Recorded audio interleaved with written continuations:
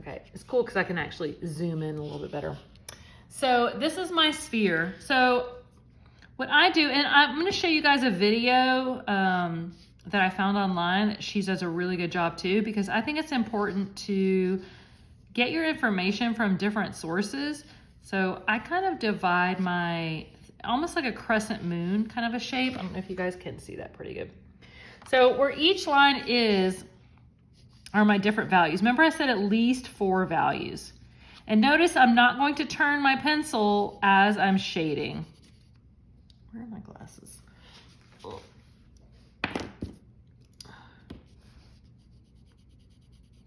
So my pencil's gonna get kind of worn down and get that nice little broad mark. I also will turn the paper in my hand.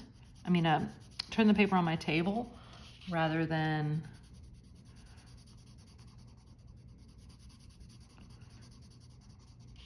sorry, hard time doing and talking. Rather than turning myself, right? Turn your paper. So I get that kind of first level, maybe even a little bit more. And you want to have your pencil kind of laying down. You don't want to have it straight up. When it's laying down, it's really going to wear down that edge really nicely to do that broad stroke that I was talking about.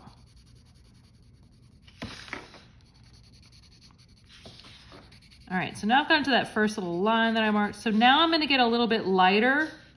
You don't want it to look like a rainbow where you can see all the distinct colors. You want them all to blend in together. Well, like an actual rainbow.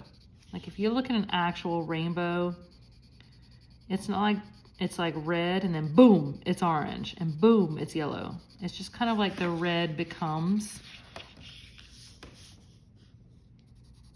the orange and then the orange becomes the yellow. So we want that dark to start getting a little bit lighter. And you can always go back and add a little bit more. It's easier to go back and add more than to try and erase. You don't want to erase, and for the love of all things good and pure, do not use your finger to smudge it. Using your finger will result in a 0. That is not the way to blend pencil. It's using your tool. Your finger makes it messy. You end up getting, pencil lines. There are tools to use for blending, but the best way to learn how to shade is to use the tool itself. So now I'm lightening up. I'm basically just not pressing as hard. And the point of the value scales that you're doing first is that you'll get, let me go back and show you that. When you do these value scales, you're gonna get that feeling as you do these gradual, that's why we do that first, where you can feel the pressure that your pencil is putting down. Because like I said, that using your finger is incorrect. And I challenge anyone to disagree with that. I also kind of hold my pencil farther back as I get lighter, because then I have a little less pressure. When you're holding your pencil kind of way up here, oh, I lost my little spot. When you're holding your pencil way up here, you're just without a doubt giving more pressure. When you get lighter, hold your pencil back farther away so you can get lighter pressure. So I kind of messed up my little spot of wearing down, so I'm gonna go over here and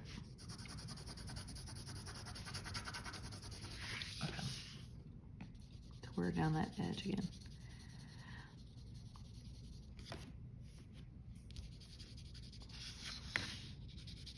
And again, you don't want to see your, what I'm doing is this. I'm doing almost circular motions. I'm not shading like straight across. I'm kind of doing circular so they really blend together. Because you don't want to see your pencil marks. You want to see the actual value. I feel like I hit a little.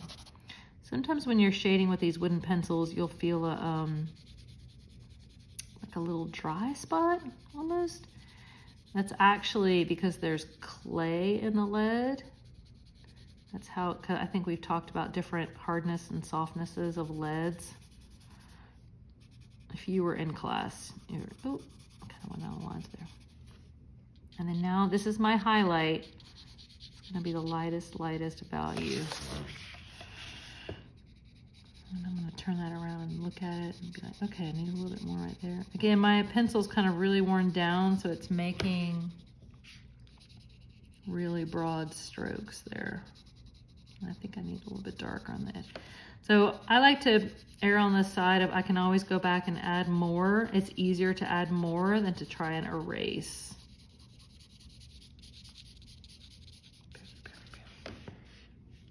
Oh, it looks pretty good. I need a little bit better highlight on that one. And I went outside the lines. Your next part is your shadow. So I want you to actually take an object, something that's round, a ball, a cup or whatever, and look at its shadow. If you think, so if my light is coming from here, the shadow's not gonna start right here, right? I'm not gonna cast a shadow in front of myself. It's gonna be where that comes around and it hits the ground. That's where my shadow is going to be. Maybe even like right there. And it's gonna extend out. Look at the size of your object. And think about it sitting there. Your shadow's not gonna be way up here. That's ridiculous, right? Only this small little part down here is actually sitting on the table or surface. So my shadow's gonna come out kind of like that. And it will always be darkest right up under the object, but it's not gonna be as dark as that underside of the object. So make sure you don't do that. So I make that be dark, and then I'm just gonna kind of fade it out. You want it to kind of fade away. You don't want it to have a sharp kind of contrast there. So yeah, I think that looks good enough for government work, right?